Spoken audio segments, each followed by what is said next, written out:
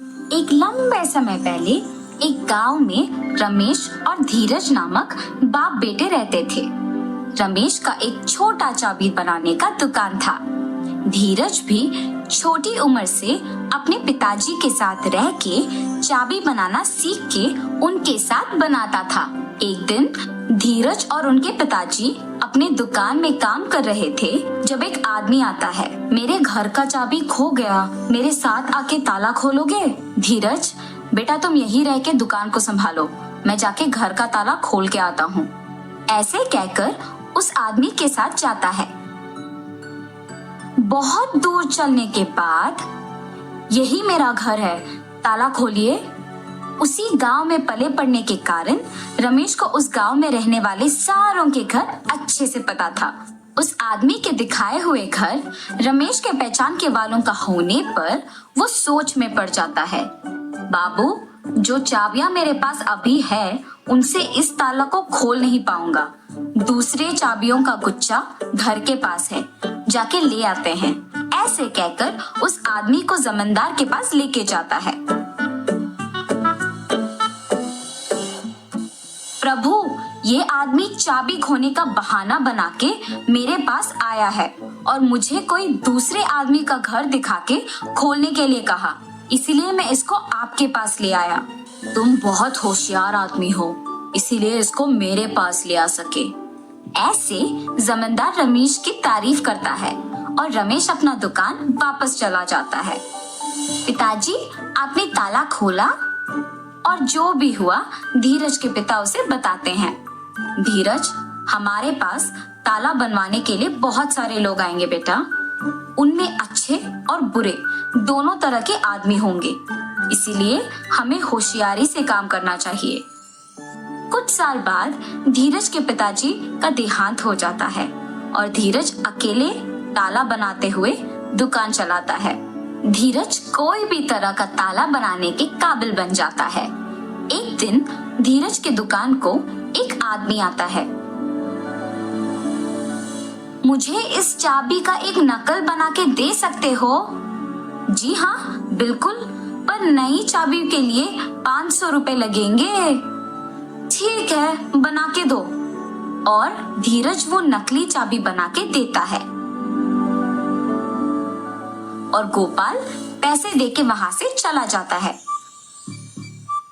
अगले दिन भी गोपाल धीरज के पास एक और चाबी लेके उसी की तरह एक नया वाला बनाने के लिए कहता है। ऐसे हर रोज गोपाल एक एक चाबी लाके उसका नकल बनाने के लिए धीरज को पैसे देता था। वैसे एक दिन जब गोपाल नया चाबी बनवाने धीरज की दुकान पर आता है, आप हर रोज नई चाबियां बनवाते हो, इतने सारे नकली चाबियों का आप करते क्या हो? चाबियों को खोने का डर से मैं इन्हें ऐसे बनवाते रहता हूँ। ये कहकर चाबी लेके वहां से चला जाता है। एक दिन जमींदार के पास उनके कुछ प्रजा आते हैं। प्रभु, अलमारी का ताला वैसे का वैसा ही है, मगर उसके अंदर का सोना और पैसे गायब हो गए। जी प्रभु, हमारे घरों में भी वही हुआ है। ये सब जमींदार से कह के दुखी होते हैं। तुम्हारे जेवर और पैसे किसने लिए, इसका मैं पता लगाता हूँ। आप लोग मुझ पे भरोसा करके घर वापस जाओ। जमींदार के बातों का यकीन मानकर प्रजा वापस घर जाती है। सैनिकों, तुम लोग भी इनके पीछे पीछे जाओ। थोड़े दिन इन सब पे नजर रखो, किसी दिन तो वो चोर पकड़ा जाएगा। जी प्रभु। सैनिकों ने जमींदार का कहा किया और सब पे नजर रखे रहे। उन्होंने ये देखा कि सारे लोगों के पास एक ही आदमी काम करता था। हम सबको इस आदमी पे अच्छे से नजर रखना होगा। सही कहा तुमने, सबके पास एक ही आदमी काम कर रहा है। इसको खोए हुए जेवर और पैसों के बारे में जरूर कुछ पता होगा। एक दिन ऐसे ही वो आदमी एक और नकली चाबी बनवाने धीरज के दुकान को जाता है और उसके पीछे ही जमींदार के सैनिक भी जाते हैं। इसका नकली चाबी बना के दोगे? ठीक है, थोड़ी देर इंतजार कीजिए, बना के देता हूँ। धीरज चाबी को बनाते हुए सोच में पड़ जाता है। मुझे इस आदमी पे शक है, पर इसके वजह से मुझे बहुत पैसे मिल रहे हैं। वो इन चाबियों के साथ कुछ भी करे, मुझे क्या।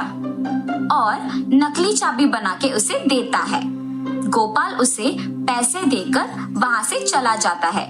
सैनिक भी गोपाल का पीछा करते हैं और उस पे नजर रखते हैं।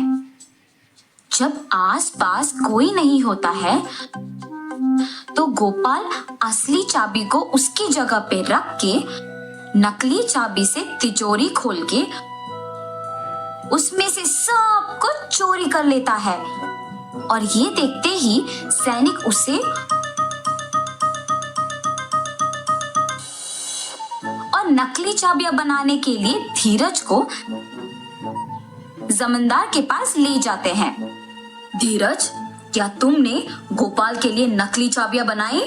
जी प्रभु, मैंने गोपाल के लिए बहुत सारी नकली चाबियां बनाई।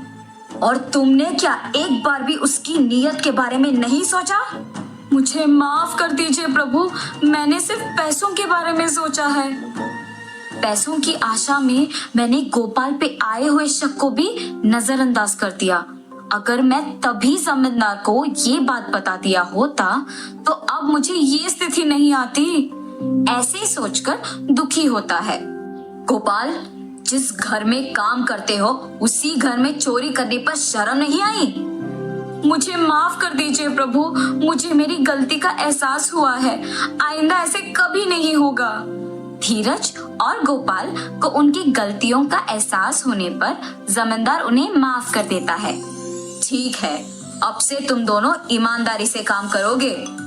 जी प्रभु, अब से मैं पैसों की आशा के लिए गलत रास्ता नहीं पकड़ूंगा और अपना काम इज्जत से करूंगा। अब से मैं किसी को भी धोखा नहीं दूंगा और ईमानदारी से काम करूंगा। ऐसे धीरज और गोपाल अपने अपने काम इज्जत और ईमानदारी से करते हुए खुश रहते हैं। तो इस कहानी का नैतिक क्या है बच्चों? किसी को गलती करते हुए देखना उतना ही गलत है जितना खुद गलती करना होता है। इसीलिए इज्जत और ईमानदारी से काम करो।